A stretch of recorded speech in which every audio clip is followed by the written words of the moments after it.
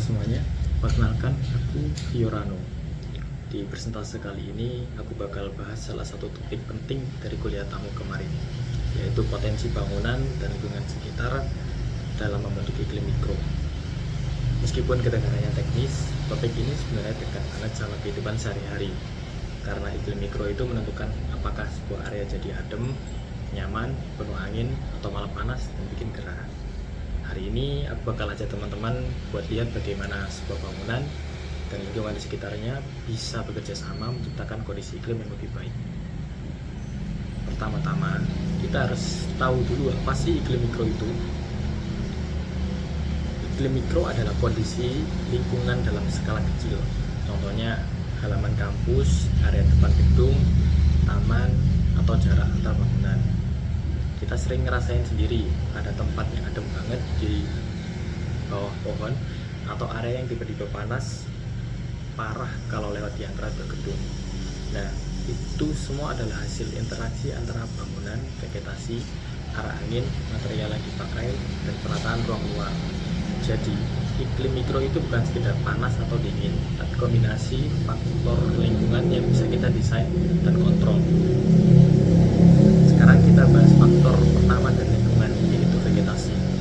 Vegetasi itu benar-benar punya power besar dalam membentuk iklim mikro. Pohon bisa bikin area jadi jauh lebih adem karena daunnya memberikan shading dan batangnya memecah aliran angin.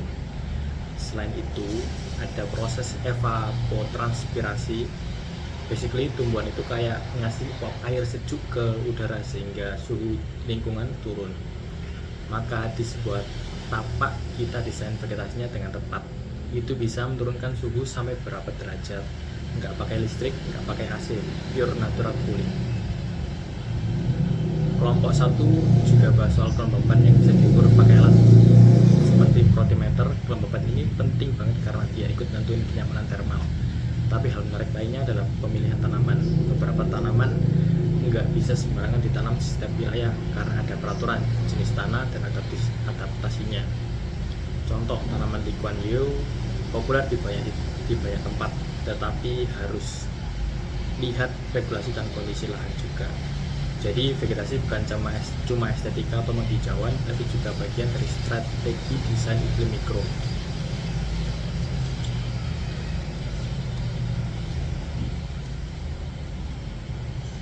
Next, kita masuk ke faktor jarak bangunan. Ini kelihatannya simple, tapi pengaruhnya gede banget. Bangunan yang terlalu rapat bisa ngejebak panas, angin nggak bisa lewat, udara jadi stagnan, dan suhunya lebih tinggi. Efeknya bisa kerasa kayak ada ruang oven di antara dua gedung.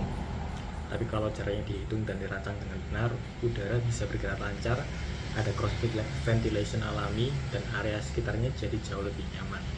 Jadi, jarak bangunan bukan hanya soal estetika atau aturan KDB, KLB, dan sebagainya, tetapi juga tentang kualitas iklim mikro.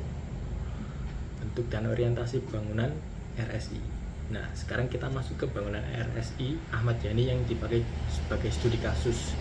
Bentuk masanya memanjang dari barat ke timur, artinya sisi terpanjang menghadap utara dan selatan. Kenapa ini penting? Karena di iklim tropis seperti Indonesia, sisi timur dan barat itu paling panas. Dengan mengarahkan sisi panjang ke utara selatan, bangunan bisa mengurangi radiasi panas langsung. Hasilnya, beban pendinginan jadi lebih ringan dan ruangan tetap nyaman. Selain itu, bentuk massa seperti ini memudahkan aliran angin menembus bangunan dari berbagai sisi. Jadi, orientasi bukan hanya soal estetika, tapi juga strategi untuk menciptakan iklim mikro yang lebih sejuk. Kemudian, fasad RSI juga jadi faktor penting. Bangunan ini menggunakan dua jenis kaca sinergi low E ini membantu mengurangi panas dari radiasi matahari. Kemudian double clear laminate, selain kuat, kaca ini juga menahan panas dan meredam suara. Dua jenis kaca ini membantu menciptakan kenyamanan visual dan termal sekaligus mengurangi kebutuhan AC. Selain itu, fasad yang transparan dan besar juga membuat cahaya alami masuk maksimal. Ini berarti area dalam bangunan terang tanpa perlu banyak lampu, hemat energi dan tetap nyaman.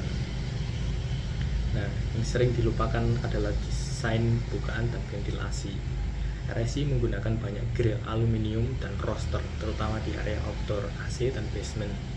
Ini berfungsi untuk membuang panas dari dalam bangunan, menjaga udara tetap bergerak, dan mencegah area tertentu jadi lembab dan pengap. Selain itu, ventilasi silang dari bukaan-bukaan yang besar bikin udara panas nggak ngumpul di satu titik. Ini benar-benar menciptakan iklim mikro yang lebih ramah pengguna dan lebih efisien energi. Kalau kita lihat lingkungan luar bangunan, material yang dipakai juga menentukan iklim mikro. Permukaan keras seperti beton dan aspal itu menyerap panas di siang hari dan melepasnya malam hari. Itu sebabnya area dekat parkiran atau jalan sering lebih panas. Tapi kalau pakai paving porus, rumput, atau material terang, suhu permukaan bisa turun, dan ini langsung efek ke suhu udara sekitar bangunan. Jadi lanskap dan material luar bukan elemen tambahan, tapi bagian dari sistem yang mengatur iklim mikro. Oke, jadi kalau kita rangkum, bangunan dengan lingkungan sekitar adalah dua elemen yang bekerja bareng untuk membentuk iklim mikro. Faktor lingkungan seperti vegetasi, jarak bangunan, material permukaan, arah angin, itu semua punya pengaruh besar. Sedangkan dari sisi bangunan ada bentuk massa, ada orientasi, fasad, bukaan, dan ventilasi. Itu semua bisa didesain untuk mengoptimalisasikan kenyamanan. RSI Ahmad Yani adalah contoh nyata gimana semua strategi ini digabungkan untuk menciptakan lingkungan yang lebih sehat, adem, dan efisien. Dan sebagai calon arsitek, ini reminder kalau desain kita itu punya dampak langsung ke kualitas lingkungan dan kenyamanan orang-orang yang pakai ruang itu. Sekian presentasi dari aku, terima kasih sudah menyimak sampai selesai. Semoga pembahasan ini bisa bikin kita lebih sadar bahwa arsitektur bukan cuma bangunan berdiri, tapi juga bangunan itu menciptakan suasana, mengatur udara, mempengaruhi lingkungan sekitarnya. Kalau ada pertanyaan, yuk kita bisa diskusikan. Terima kasih.